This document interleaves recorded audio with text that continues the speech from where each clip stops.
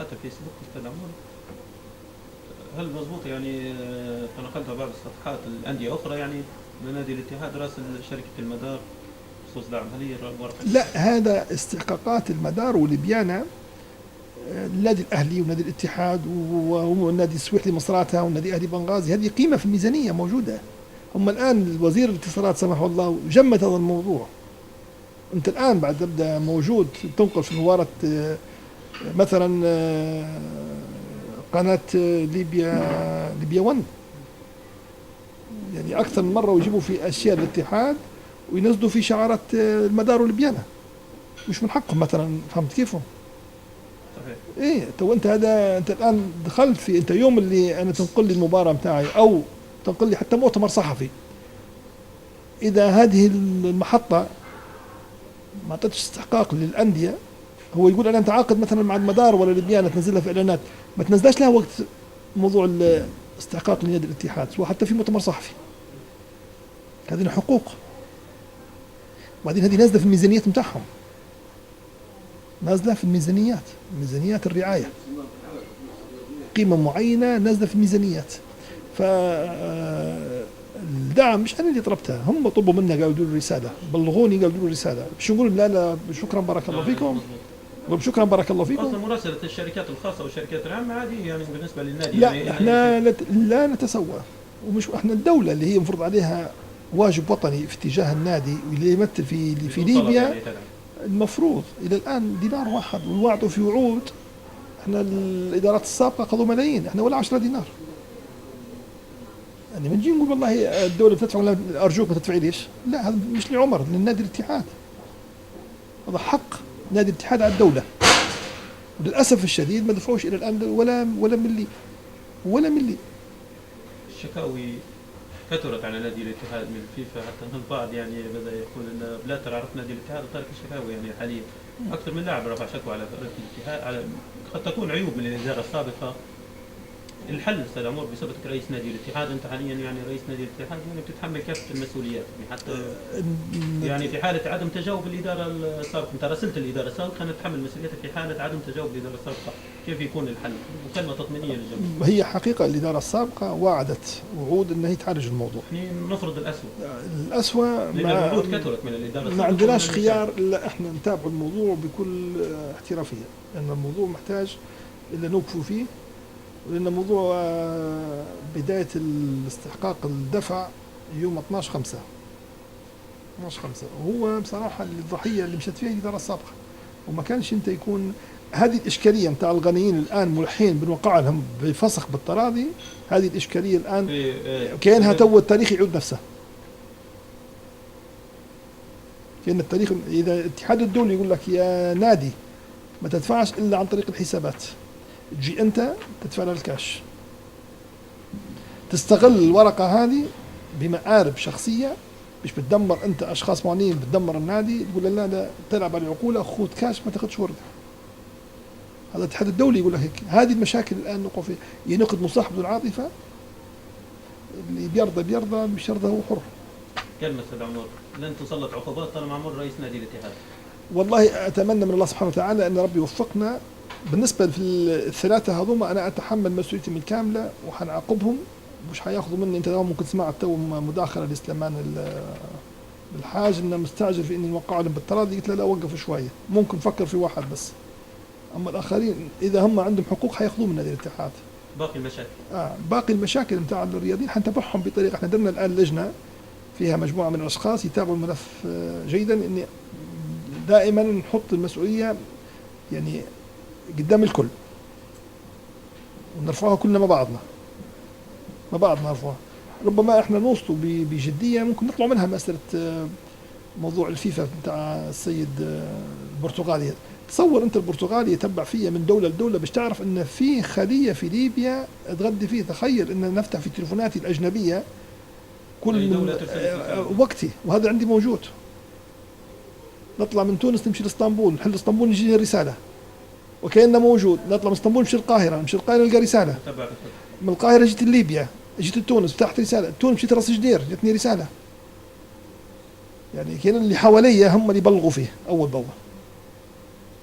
مش تعرف ان النادي للاسف الشديد ما قلت لك يكون الانسان مرات يكون دكتاتوري في اتخاذ القرار، ان في امور يعني من اجل مبالغ بسيطه ممكن يبيعوا ناديهم. كلمة أخيرة في هذا اللقاء طبعا أستاذ عمر توجهها لجمهور نادي الاتحاد. والله نقول جمهور الاتحاد ان شاء الله هو جمهور كبير وجمهور يستاهل اكبر من هيك، وانا يعني عاز على الشكر في انه هو اختارني من ضمن 6 مليون شخص في ليبيا اني نكون على راس الهرم، وهذا الشيء نشعر به في حمل كبير علي يعني، واعطاني ثقة في نفسي واعطاني مسؤولية زيادة اني نكون حمل ل 6 مليون ليبي. بعد نقول الاتحاد ما نقول اتحاد ليبيا يعني، ممكن البعض يقول كيف المغرب يقول باقي الانديه، دائما نقول الاتحاد واتحاد ليبيا كلها. فانا الجمهور رائع، جمهور كبير، اي جمهور ممكن يزعل، اي جمهور ممكن يتنرفز، لكن دائما جمهور الاتحاد هو شانتي ليبيا، هو جمهور يعني انا ما نزعلش بعد الجمهور يزعل، لانه يزعل من اجل الخساره، احنا بنروح نزعلنا، لكن بعد يعرف دي سبب الخساره ممكن هو يتالم الجمهور اكثر يعني. وانا كنت واضح وشفاف في ان الخساره كانت متعمده، الخساره كانت متعمده من جزئين، جزء داخل النادي وجزء خارج النادي، وانا هرد لك للجمهور وان شاء الله نوعدهم خيرا، وان شاء الله باذن الله اذا استمرنا وحصلنا الظروف المناسبه الملائمه. اذا ما حصلناش نبدا انا اللي علي كرساله درتها، وجمهور نحبه والنادي نحبه وحندعم النادي وانا خارج النادي. بديت نقولها يعني انا واضح وصريح، واضح وصريح. اذا حصلت مناخ ننطلقوا انطلاقه كبيره، والحلم اللي نقول فيه ان حنكون الاولين والى اخره، هذا يعني زي ما المدرب داير خطه انا داير خطه. سالتني سؤال من بكري احنا ما كملناش الاستثمارات وتطوير النادي، احنا كنا مجهزين وقلنا في المؤتمر الصحفي قبل المباراه ب10 ايام اسبوعين ممكن نعرض اليوم مش بكره، اذا كان انت ركزت معي في ذاك المؤتمر كل شيء قاعد عندنا جاهز، دايرين شغل كبير وجاهز. قد تكون الظروف في ليبيا السياسية غير مساعدة حاليا الأمنية يعني، بس نحب نشتغل، بالنسبة لنا احنا ما عندناش مشكلة، ممكن كان عندنا خطة بإذن الله تعالى، وإذا كان عندنا الانتخاب ونظمنا أمورنا كل شيء قاعد جاهز، مش حنطلع في الوقت، بس قاعد جاهز برسومات بالتريديع حاجات مش حيحتاجها النادي الاتحاد لأي رئيس يدعم من الخارج. جمهور الاتحاد دائما يكره أي حاجة اسمها قرض أو سلفة أو ما شابه، يعني هل ستكون في عهدك يعني قد يكون أمر مشروع لك يعني بشفافية تامة يكون في قرض أو سلفة من مصرف ما لنادي الاتحاد؟ أولا نشوف باش الواحد يكون واضح وشفاف، القروض الآن في ليبيا أصعب مما يكون. الآن القروض في ليبيا الآن أنا نتساءل بعض الناس، وبعض الناس ينسبوا فيها لخليفة شريحة، يقول خليفة شريحة يدير في دعاية أنه المغرب بيواخذ قرض ما قرض ومش عارف شنو، حسب ما يوصل. أولا خليفة أكبر من هيك إنه يقول على الكلام هذا. ثانيا إنه خليفة يعرف هو بروحه يبي قروض وما حصلش قروض. فهمت كيف؟ في شركة متاع أصعب شيء الآن هنا القروض في ليبيا. وأنا بحكم يعني عملي في شركاتي إلى الآن ما أخذناش قرض من حياة الوالد إلى يومنا هذا، من حياة الوالد إلى يومنا هذا، وجميع حساباتنا وشركاتنا معروفة كلها بأموالنا الذاتية، نشتغل وفقا لظروفنا كلنا يعني، لأن القروض مناها فائدة، الفائدة مناها حرام، قروض مناها فائدة، الفائدة مناها حرام. في بعض الأندية وخذت عشرات الملايين، عشرات الملايين، احنا إلى الآن ولا دينار. وتحدى النادي يكون مصرف دينار واحد، أو رسالة طالعة من النادي إلى أي بنك إن دينار واحد، نتحدى الدينار ندفع قدامه مليون دينار يعني. هذه حاجة. اثنين، فيه فكر استثماري، فكر استثماري نقدر نشتغلوا. النادي يبي معاونة مع رجال أعمال ومستثمرين، مش لازم يا قرض اللي بيستفيد وبينقذ من السفينة يمشي ياخذ قرض، اللي بينجح وبيخدم وبيورش النادي يخش في استثمار مشترك، استثمار مشترك ممكن مع الداخل أو مع الخارج.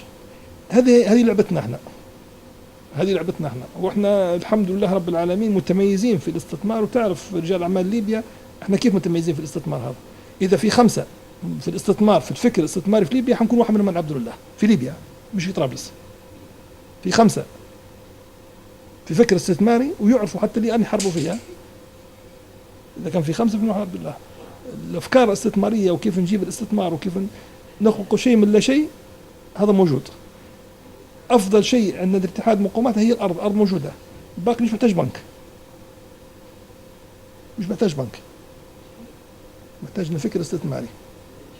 الفكر الاستثماري موجود، ثقة الآخرين فينا احنا باش يخشوا معنا مسؤول موجودة، لأن الاستثمار هو سمعة وثقة، استثمار سمعة وثقة.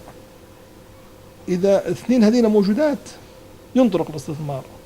والحمد لله ليبيا كلها تعرف سمعتنا جيدة واستثماراتها جيدة في الداخل والخارج، احنا عندنا استثمارات داخلية وخارجية، اشتغلوا الحمد لله كلها باستثماراتنا وبأفكارنا. وفي مفاجآت كبيرة انك تحافر الاستثمار كبيرة، لكن يكون شيء في وقتها، إن ما نقدرش نعطوا جانب استثماري لناس ونطلعوا احنا غدوة يلبزوا الدنيا كلها.